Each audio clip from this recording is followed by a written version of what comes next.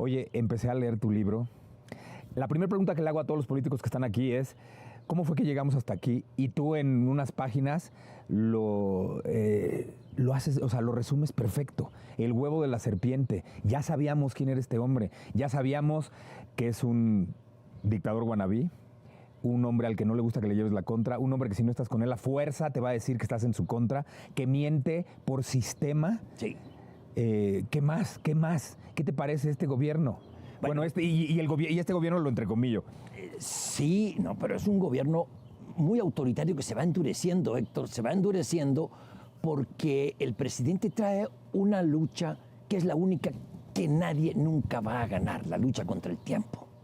Se le acaba el tiempo y a estas alturas es imposible que no se dé cuenta del desastre que ha dejado. ¿Tú crees que sí de verdad se da cuenta? Él tiene que darse cuenta del tema de la educación. ¿O es un inconsciente? La educación, la seguridad. La salud. La salud. 3 temas básicos. Para eso son los gobiernos, para dar salud, educación y seguridad. Y en los 3 ha sido un fracaso rotundo. Eso imposible que no se dé cuenta. El endeudamiento, bueno, todo el dinero. No, bueno, la economía, también la otra parte de un gobierno es generar una economía saludable al país, y no existe. Exacto. La función, como tú lo dices, la función del gobierno es sentar las bases para los que hacen negocios, hagan negocios dentro de la ley y dejen ganancias fiscales. Pues resulta que no se les acaba de caer la venta de Banamex. O sea, qué cosa. El gobierno se metió, el presidente se metió desde el primer día. Ah, bueno, pero pongo 4 condiciones. ¿Por qué? Mira, que es una empresa privada. 4 sí, vas a ganar, vas a generar dinero para tu gobierno, de la venta, hay impuestos y demás. Pero ¿por qué no dejas que la gente negocie libremente? Sí, no. Y al final, cuando ya estaba todo amarrado para que se vendiera pagando impuestos, o sea una compraventa, le da un tremendo palo al comprador. A la REA. Sí, y dice, voy por Citi. Y Citi dice, no, aquí ya no estamos a la venta. No hay certeza jurídica. La mete por bolsa. Es decir, no le va a tocar un peso de impuestos al gobierno mexicano. Sí, pero en ese momento también Citi tiene el derecho de decir, yo ya no quiero vender, ya para como están las cosas, y sin decirlo también podría decir, no, ya no, estamos bien así. Sí, es lo que dijo la presidenta mundial de Citi, más o menos con esa elegancia. Y como dice a veces en las mañaneras, se lo dijeron en Citi, nos reservamos el derecho de admisión. Como él con los periodistas, ¿no? Porque si no son periodistas domesticados, no le gusta que vayan y lo cuestionen. Leía en tu libro todo el inicio, todos los problemas que tuviste con él cuando te mandaron a estar a marcaje personal en Tabasco. Sí. ¿Qué aprendiste del presidente que tenemos? Aprendí, sentí la agresión, no la agresión física propiamente tal, pero sí el peso de la ira de una persona. Había tenido yo problemas como reporteros, tienes problemas con todos, con panistas. Pero además, servir a la comunicación, que servirle al pueblo de una manera, va a generar problemas con los que están en el poder. Con panistas, con priistas, con gente del PSUM en esa época. Siempre había tenido problemas y tienes buena relación con otros, pero nunca había sentido ese grado de... No le quiero llamar odio, pero es muy parecido al odio. No sé, tú tienes un mejor lenguaje que yo. Eso que te derraman contra ti. Ira. Y esa ira contenida en una sonrisa falsa. Me encaró en la sala de prensa y se hizo una bolita en la sala de prensa. Estoy hablando hace 34 años, 33 y medio. En la sala de prensa. Entonces ya no existe el hotel Sencali en Villahermosa, junto a... Y ahí estaba la sala de prensa y llegó él y se fue directo hacia mí a reclamarme. Sí, ya sé que a ti hay que decirte que eres el gran periodista, el afamado, bla, bla, bla. Y se fue encendiendo mucho y se hizo una bolita. Yo dije, este señor, ¿qué le pasa? ¿Cómo pudiste cabecear los ataques? ¿Qué le respondías? Pues respondía, era relativamente joven en aquella época, pero respondías decentemente, como corresponde, ¿no? Pero es él mismo. Hace unos días, en una mañanera, no fue en la mañanera, en el lobby de un hotel en Monterrey. En Nuevo León. Exactamente, en Nuevo León. un reportero, oiga, señor, la presa fulana de tal, ¿tú de dónde eres? De tal medio. Ah, son esto y le grita desde el elevador, ¡corruptos!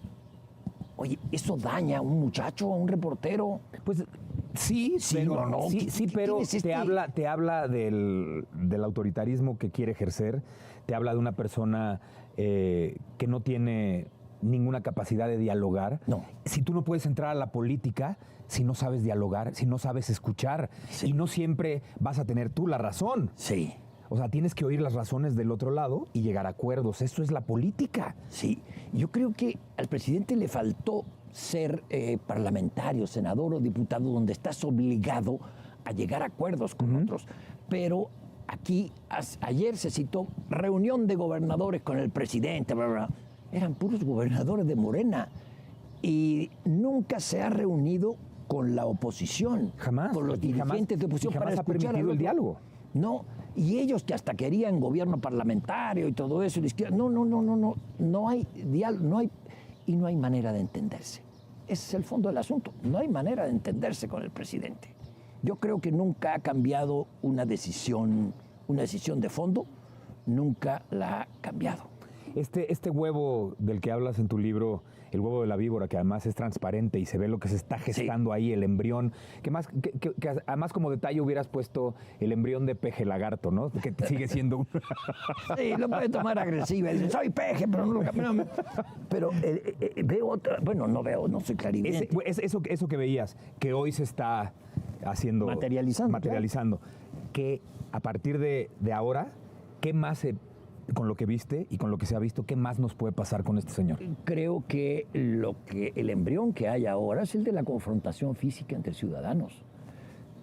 Hay una campaña tan fuerte, tan virulenta del presidente contra los ministros de la Corte, que eso se transmina. Hay un plantón afuera de la Corte con cartelones muy agresivos. Que como ciudadano, cuando... Y no quiero ser peyorativo, no quiero que suene así, pero cuando al pueblo le había interesado quién estaba en la Suprema Corte de Justicia de la Nación, cuándo se habían interesado por quién era el presidente. No les regales el vocablo pueblo, no es de ellos. No, bueno, pero hablo a la gente de a pie. Sí. ¿Cuándo el mexicano se había interesado realmente? O sea, si además hay, o sea, si no sale a votar, ¿cuándo se había interesado por quiénes conformaban la Suprema Corte de Justicia de la Nación? ¿Por quién era el presidente? ¿Qué es lo que hacen? ¿Saben de verdad los mexicanos qué es lo que ocurre ahí? ¿El Poder Legislativo, el Poder Judicial y el Poder Ejecutivo? ¿Lo sabrán? Los que están allá afuera, no. Claro. Son pagados, son adoctrinados, no sé si pagados, pero sí son, bueno, de algo tienen que vivir y se la pasan ahí. Pero esos grupos van a derivar en grupos de choque. ¿Por qué? Porque es tal la virulencia de sus letreros, y en el Financiero, Pedro Iriart hizo entrevistas con los que están ahí, y el jefe de ellos, que se hace llamar Conejo Político, su nombre no recuerdo cuál es, pero ahí está, dice, no, nuestra función, el presidente está limitado porque es presidente, nosotros no, tenemos que sacar a estos tales por cuales que están adentro. Porque el pueblo no los votó. Por la fuerza. Y no te hablo de la ley, le dijo al reportero. Lo vamos a sacar por la fuerza. Entonces, ese es el embrión de un grupo de choque. El domingo, el fin de semana... Sí, con Cuitláhuac. Sí, Cuitláhuac lo fue a felicitar y el presidente defiende a Cuitláhuac y al plantón. Y estos símbolos de los ataúdes con las caras de los ministros... Es el embrión de la violencia. Es claro, por supuesto. A mí me preocupa. Eso por un lado en cuanto al Poder Judicial, pero ¿qué más va a ocurrir con este hombre? Tú que pudiste hacer la radiografía del embrión. Porque además le queda un año.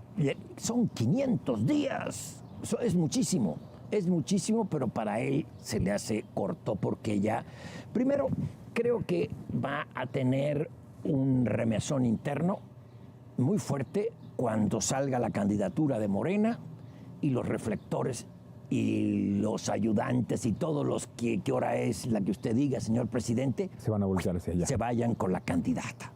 Bueno. Que además ya dijiste candidata, muy bien.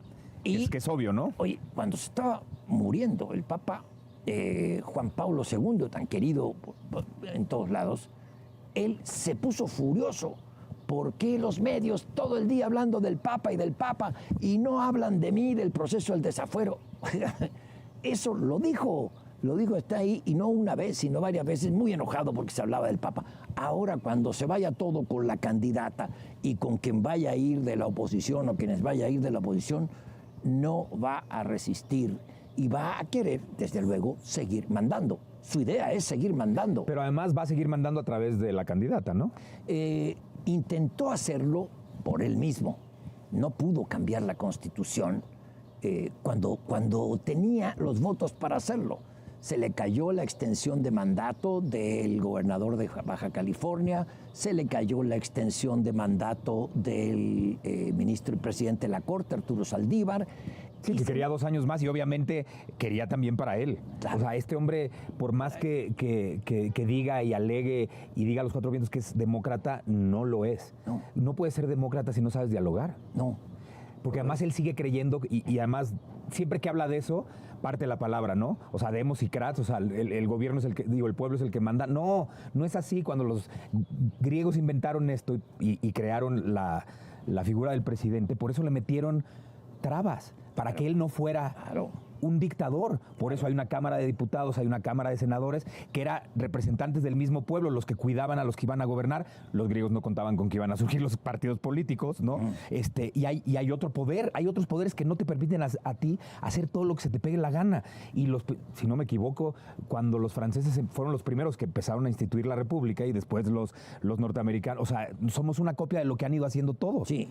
Él no sabe hacer eso y lo dijiste muy bien. Él nunca estuvo ni en una cámara, ni fue gobernador, o sea, nunca supo dialogar y llegar a acuerdos. Por eso como presidente se niega a hacerlo. Y además, yo creo que porque no tiene la capacidad de hacerlo y él lo sabe. Coincido completamente contigo. No está en su formación, en su ADN, la posibilidad de escuchar, atender al que piensa diferente, ¿no? Al que piensa diferente y cambiar una opinión, corregir. No ha corregido en nada, y los errores más evidentes, ahí hay 670,000, 700,000 muertos por el COVID, y sigue diciendo que fue la mejor estrategia del mundo. Habla de que la economía es de las mejores del mundo, cuando el país por habitante ahora es más pobre que hace 5 años, cuando tomó el gobierno. O sea, sí hay una línea conductora en toda su trayectoria que es profundamente autoritaria y destructiva. Eso lo veremos potenciarse, crecer mucho más de aquí al final de su mandato y después pronóstico reservado. ¿Qué puede hacer de aquí al final de su mandato? Porque además, si las elecciones son en junio, el primer domingo de julio del año que entra o de junio, porque ya él tomaría posesión el 1 de octubre y no el 1 de diciembre. ¿Qué puede ocurrir? O sea, ¿qué va a hacer? ¿Qué más va a querer destruir? No pudo con el INE, no va a poder, evidentemente no va a poder con la Suprema Corte de Justicia. ¿Qué más va a hacer? ¿Qué más va a querer destruir? El INAI, pues claro, porque no quiere que se transparente y que se dé cuenta la gente que cree en él que no es una persona honesta y que es un corrupto. Mira, es imprevisible y... Pero ese huevo que es prácticamente así como, todo es esperable. A mí lo que me preocupa, bueno, no me preocupa, me encantaría que la candidatura de oposición, que alguna candidatura de oposición creciera. El presidente se va a meter en las elecciones, no tengas la menor duda. Ya se ha metido en la del Estado de México, en la de Coahuila, etcétera. Y ahora se va a meter en la elección presidencial. Si llega a perder su candidato o candidata, si llega a no obtener la mayoría calificada en el Congreso, lo que ocurrió en el Capitolio en Estados Unidos el 6 de enero, Héctor, se va a quedar chiquito comparado con esto, pero por supuesto aquí no conocen límites para imponer su voluntad. Sí, pero además él, una vez que empiezas a leer tu libro y empiezas a leer el recuento de los daños, te das cuenta que la ley se la ha pasado por el forro de los tompiates toda su vida, pero además gente que pudo hacer que la ley se ejerciera y que le cayera a él todo el peso de la ley, siempre miraron para otro lado y dijeron, no te metas, déjalo, no va a pasar nada. Y dejaron crecer a un monstruo. Claro, e incluso lo apoyaron. Incluso, oye, no, ¿cómo lo van a desaforar? Es muy poco para un desafuero. Pero ¿sabes qué? Nunca fue pensando en él, fue pensando en ellos. No podemos nosotros cargar con esto que le acabamos de hacer. ¿Qué va a pasar con la gente que cree en nosotros? No carguemos con cosas negativas. Nunca pensaron en México, nunca pensaron en el bien, nunca pensaron en ejercer la ley, sino en que ellos no quedaran como los malos. Claro. Eso es todavía más terrible. O sea, la gente que... Por ahí están, ¿quiénes? Fox, Santiago Krill, ¿quién más?